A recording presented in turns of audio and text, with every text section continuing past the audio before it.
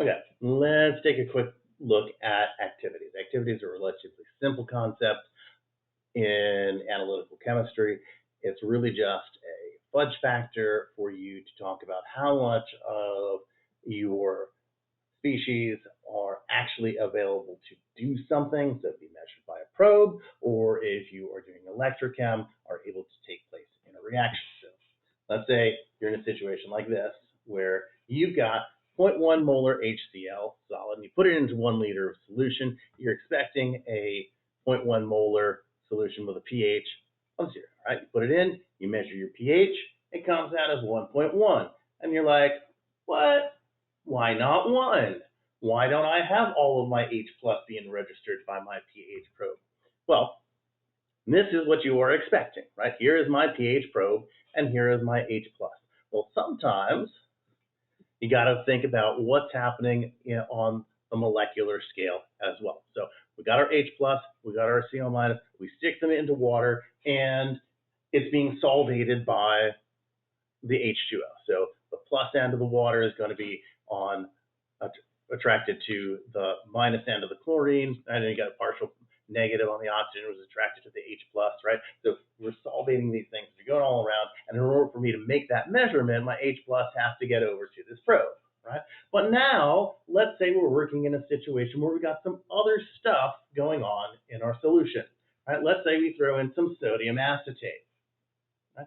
Now we got one of these situations going on, where all of a sudden I've got my H plus charge, right? And it's going to be attracted to that acetate minus, right? It's like looking over and going, damn, that's some fine acetate. And meanwhile, your probe is going, oh, what the hell, dude? I can't see this H plus because now my H plus is attracted to this acetate. And we increase the ionic strength, we throw in some more sodium acetate, it's going to get even lower. Right? So we've got fewer and fewer H pluses that are able to be registered on that probe, or fewer and fewer molecules that are able to undergo electrochemistry if we're talking about an electrochemical cell. So our activities are going to be how much is really available. And that's going to depend on how many distractors we got in solution.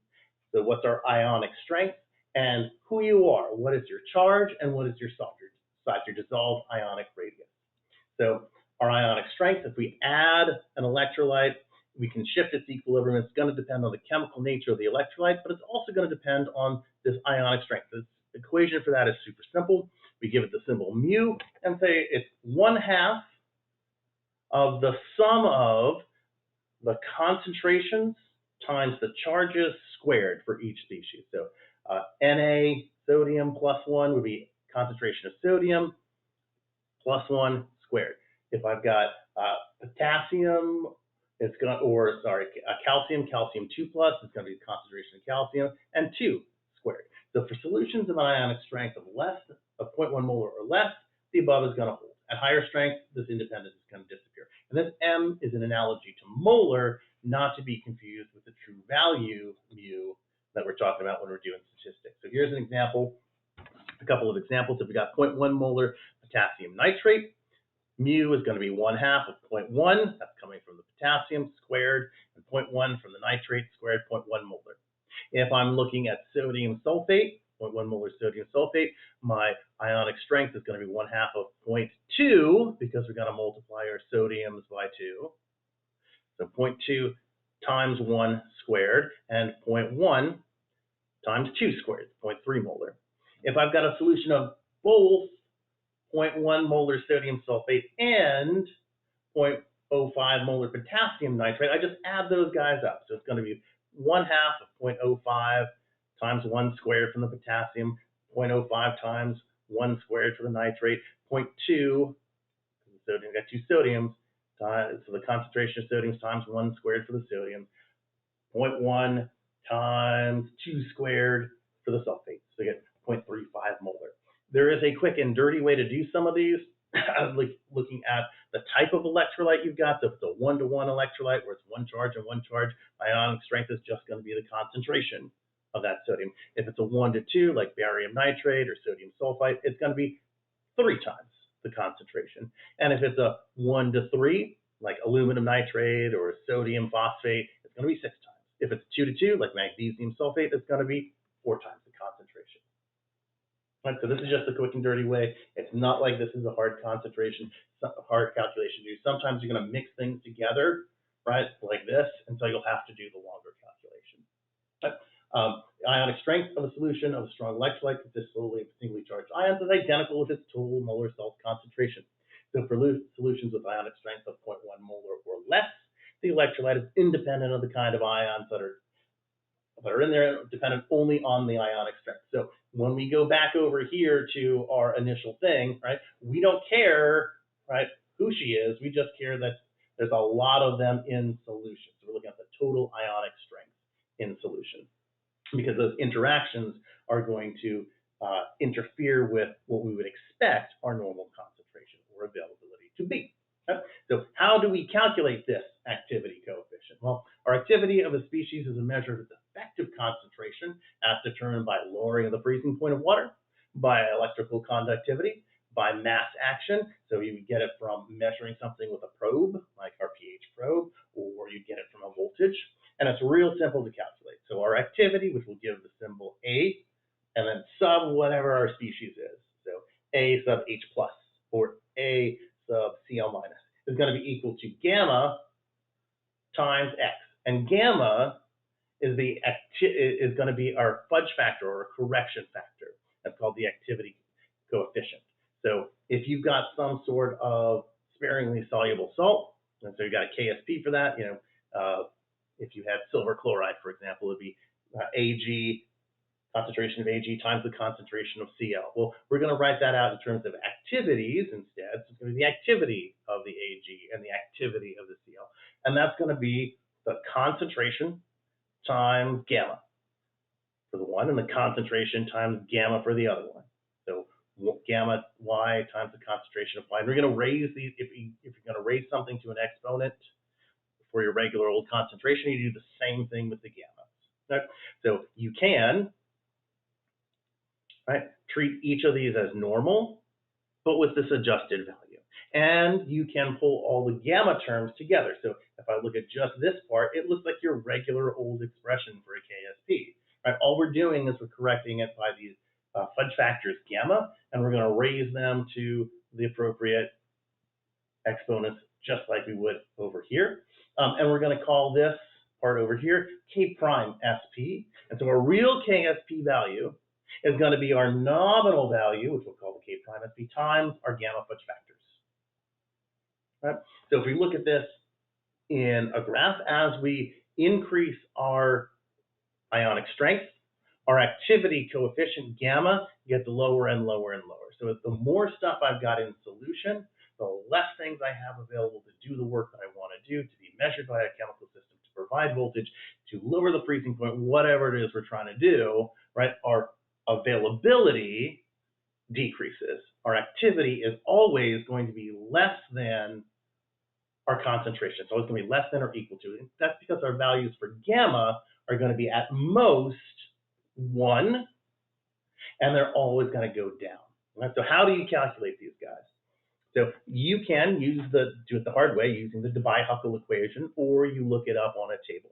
So this guy is log of gamma, so just like P gamma, is equal to 0.51 times the charge squared times the square root of the ionic strength divided by 1 plus 3.3 times alpha x, and alpha x is the effective diameter of the hydrated ion in nanometers, times the square root of the ionic charge. So you're only ever going to use this alpha x value if you have to do the equation, right? Most of the time, you're going to be able to look stuff up on a table, right? So let's say you wanted to find gamma for H plus in a solution where the ionic strength is 0.05 molar.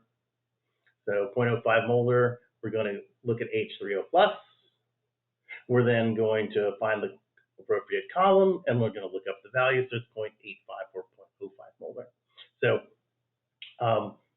most of the time, you're just going to look stuff up off this table. So the Debye-Huckel equation, that comes from using the ionic atmosphere model. Debye and Huckel derived their theoretical expressions that permits the calculation of activity coefficients from their charge and average size. There is Dubai on the left, 1884 to 1966. He was a Dutch physical chemist. There's a lot of Dutch people in PChem and analytical chem. He changed his name to Dubai. And on the right, we've got Erich Huckel, who was born in 1896, died in 1980.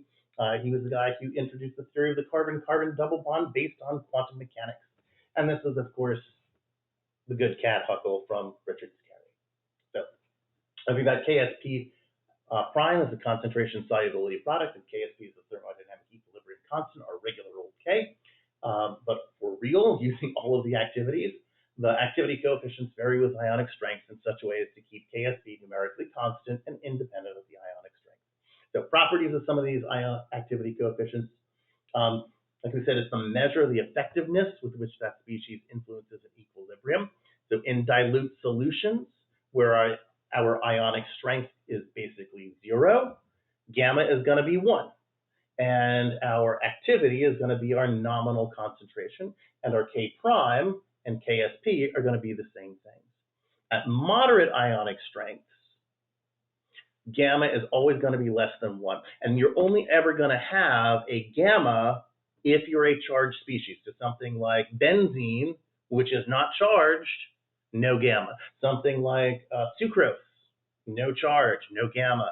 Something like that will have a charge, like calcium or one of our amino acids, yeah, there's going to be a gamma with that because they've got a charge. At high ionic strengths, where mu is greater than 0.1, our solution behavior becomes difficult to predict. So it's only when we're in this weird spot where we've got something that's less than 0.1 molar total ionic strength and more than about 0.001 molar ionic strength that we have to apply this activity coefficient thing. Right? So if we're in a really dilute solution, we treat all the gammas as 1. We just deal with our concentrations as we calculate them. At high ionic strength, things start to get a little bit more weird. Right? So in solutions not too concentrated, the activity coefficient for given species depends only on the ionic strength. And for a given ionic strength, the activity coefficient of an ion departs further from unity. In other words, it gets smaller and smaller. The activity coefficient for an uncharged species is approximately 1, regardless of the ionic strength. At any given ionic strength, the activity coefficients of ions of the same charge are about equal. Small variations can be correlated with the effective diameter of the hydrated ions. So in other words, you can account for the size a little bit. The activity of coefficient of a given ion describes its effective behavior in all equilibria